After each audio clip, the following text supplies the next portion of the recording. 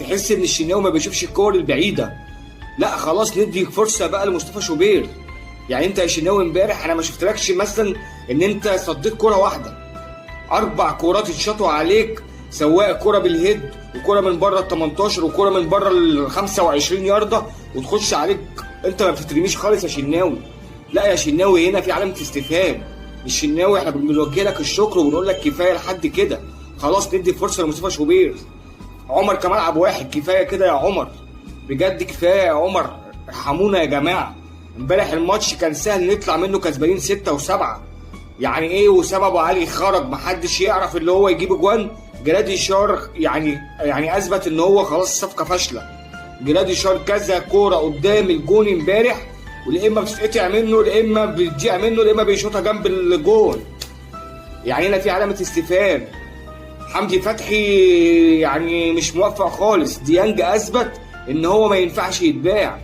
ديانج اثبت ان هو فعلا عمود اساسي من اعمده النادي الاهلي. وسام ابو علي شابولي. وسام ابو علي كل التقدير لوسام ابو علي. وسام ابو علي امبارح اثبت ان هو احسن حارس مرمى في افريقيا. لعيب بيجيب لك هاتريك في الماتش الواحد، بس عايز حد يساعده، عايز حد يديله اسيست، عايز حد يمرر له الكوره.